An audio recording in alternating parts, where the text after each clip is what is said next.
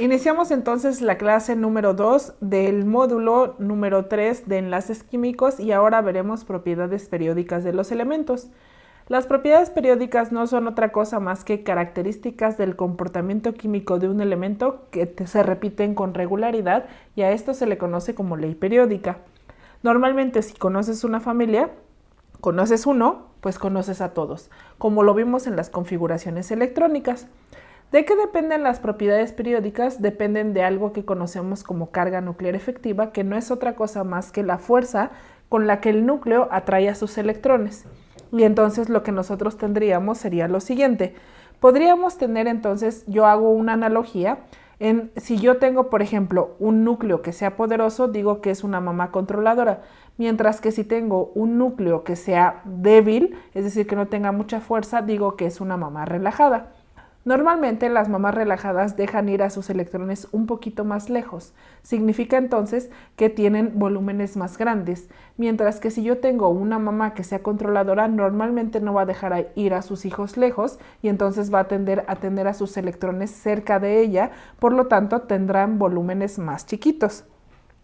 Teniendo esto en cuenta, entonces vienen varias propiedades periódicas que derivan de este concepto y la primera de ellas se conoce como valencia. La valencia no es otra cosa más que la capacidad que tiene un elemento de relacionarse con otros elementos, es decir, nos va a decir el número de enlaces que puede formar un elemento tal cual nos lo dijo la estructura de Lewis, porque depende de los electrones de valencia. En este caso ya vimos que el boro es una excepción a la regla del octeto, por lo tanto solamente necesita 3 enlaces. El silicio tiene 4 electrones de valencia, por lo tanto puede formar 4 enlaces, mientras que el antimonio tiene 5 electrones de valencia y entonces necesita 3 enlaces para completar la capa de valencia o completar el octeto. Otro concepto que se relaciona con el anterior, pero que nos va a decir específicamente si un elemento gana, pierde o comparte electrones, es el número de oxidación. Si bien está altamente relacionada con la cantidad de enlaces que podría formar un elemento, nos va a decir específicamente qué capacidad tiene de oxidarse, de reducirse o de compartir electrones. Y depende de la familia.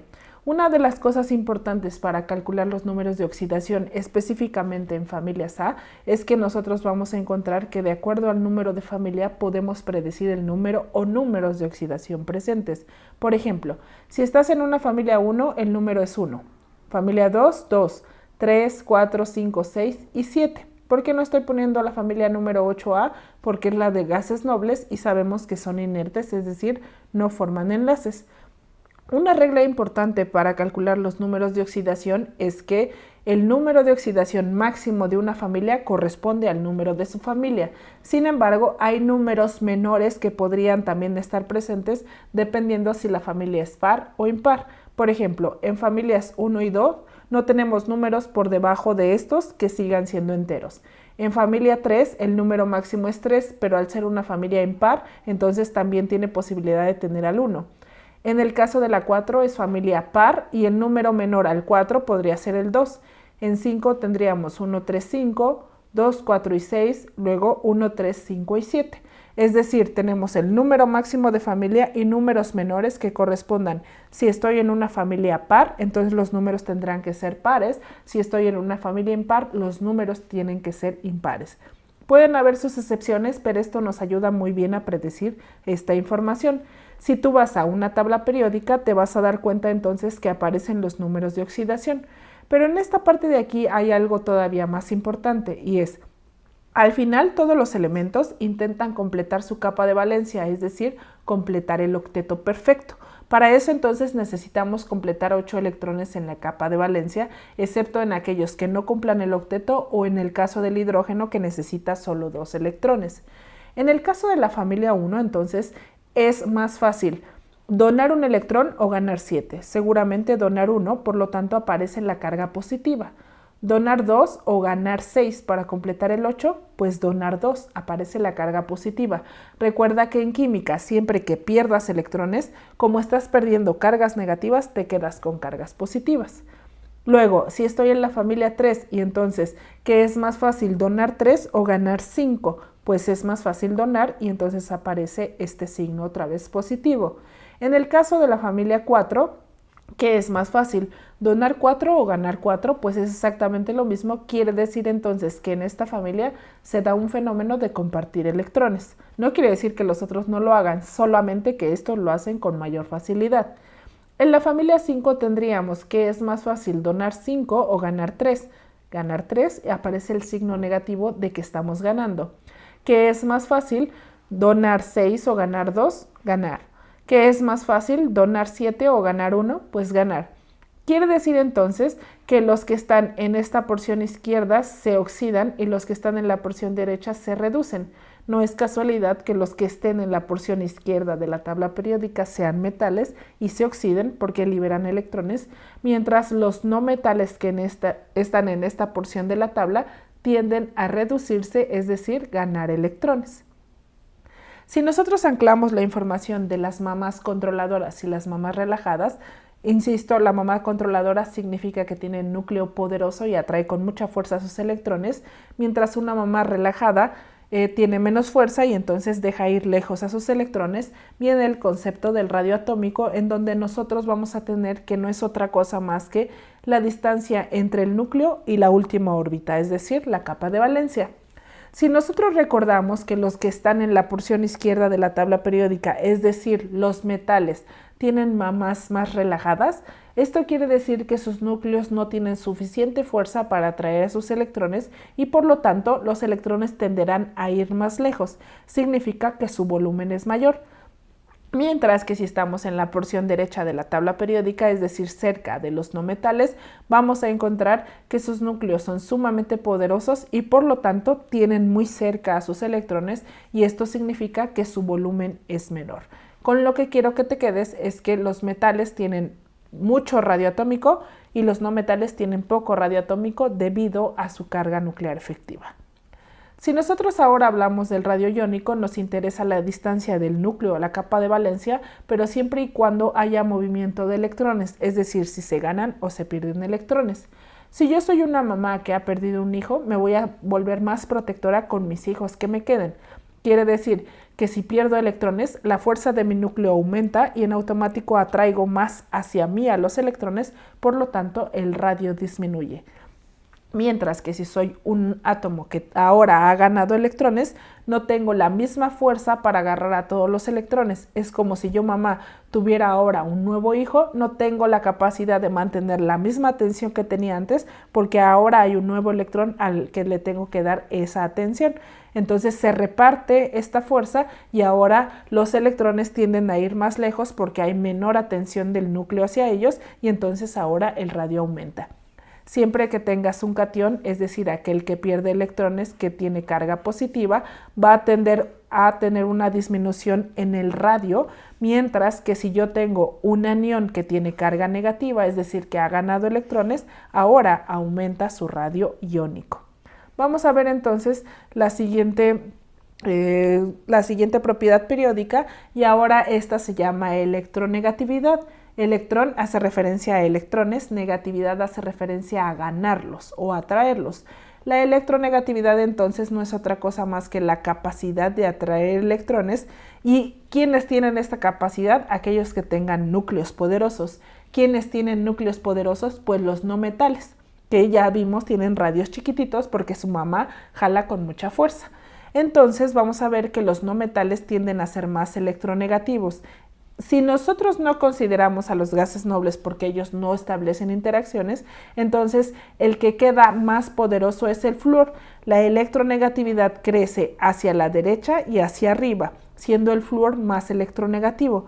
Si estuvieras en un examen de admisión y te pidieran entonces ver cuáles son los elementos más electronegativos de una lista que te den, busca el flúor y elementos que se encuentren cerca del flúor, como el oxígeno, el azufre o el cloro. No quiere decir que los otros no, pero me refiero a que esos están directamente relacionados con él. Si quieres buscar elementos que no sean electronegativos, busca al francio, al cesio, al bario y al radio, que son elementos que están hacia la porción contraria de lo que habíamos encontrado con el flúor. Ahora, una cosa es atraer a los electrones como lo hizo la electronegatividad y la otra es tengo un núcleo poderoso para atraer electrones, pero aparte tengo un núcleo poderoso para hacer que esos electrones se queden conmigo. Y entonces la afinidad electrónica es justamente una medida de la facilidad con la que un átomo puede ganar electrones y los puede mantener. Normalmente, si los no metales tienen núcleos más fuertes, entonces tienen mayor capacidad de ganar a estos electrones. Por lo tanto, la afinidad electrónica aumenta a medida que nos acercamos a familias de no metales. Ahora, una vez que ya traje a los electrones y ya los gané, invertí energía, entonces quiere decir que tengo resistencia a que me los quiten, porque ya les invertí tiempo, ya les invertí energía. Esta medida de la facilidad de perder o no electrones en estado gaseoso se conoce como energía de ionización. Oli, ¿por qué en estado gaseoso? Recordemos que el estado gaseoso es un estado de agregación en donde las partículas se encuentran más separadas unas de otras. Por lo tanto, si están más separadas, significa entonces que es más fácil arrancarlas. Si yo entonces ya sé que los no metales tienen mayor electronegatividad, tienen mayor afinidad electrónica, pues entonces no me sorprendería que tengan mayor energía de ionización porque sus núcleos son muy poderosos. Normalmente, entonces, electronegatividad, afinidad electrónica y energía de ionización irán hacia el mismo punto, siendo el flúor el rey de toda la orquesta. Ahora, si nosotros queremos juntar toda la información de las propiedades periódicas, tendríamos que tener un par de cosas claras. La primera de ellas es, si yo soy un elemento que me oxido, quiere decir que me quedo positivo porque he perdido electrones.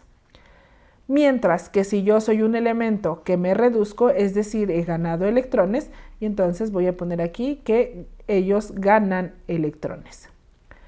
Normalmente, si tú estás en una reacción química en donde un elemento se oxida, este elemento que se oxida va a obligar al otro a reducirse. Entonces, si yo soy este elemento que me oxido, voy a obligar a este a reducirse porque no le queda otra. Mientras que si yo soy el que se reduce, voy a obligar al otro a oxidarse. El elemento que se oxida, entonces, se convierte en el agente reductor. ¿Qué quiere decir o cómo se lee esta información? Yo, que ya perdí electrones, voy a obligar al otro a ganarlos. Voy a obligar al otro a reducirse. Yo, que ya me reduje, voy a obligar al otro a oxidarse. Agente oxidante significa entonces que me obligan a oxidarse. Y entonces el agente reductor significa que estoy obligando al otro a reducirse. ¿Por qué estoy explicando esto? Porque las flechas tienen agente reductor o poder reductor y poder oxidante. Entonces, si nosotros nos acordamos, del lado de los metales hay mayor capacidad de oxidación y del lado de los no metales hay mayor capacidad de reducción. Por lo tanto, si este se oxida, quiere decir que estos son mejores reductores y si estos se reducen, quiere decir que son mejores oxidantes. Entonces, si nosotros revisamos, el poder reductor aumenta hacia la izquierda y hacia abajo. Efectivamente, los metales al oxidarse tienen mayor poder reductor, es decir, obligan a los otros a reducirse. El carácter metálico obviamente aumenta hacia la izquierda y el radio atómico también es característico de que en los metales es más grande porque sus núcleos son débiles. Mientras que si nosotros vamos hacia la derecha, el poder oxidante aumenta porque de este lado los elementos se reducen, significa entonces que obligan a los otros a oxidarse. Si entonces obligan a los otros a oxidarse, quiere decir que tienen núcleos muy poderosos y por lo tanto tienen la capacidad de atraer, ganar y resistirse a que les quiten los electrones, y eso significa electronegatividad, afinidad electrónica y energía de ionización. Espero hayas disfrutado este video y entonces si tienes alguna duda, regresa todas las veces que necesites el video o ve a tu guía para resolver todos los cuestionamientos que tú tengas. Nos vemos en el siguiente video.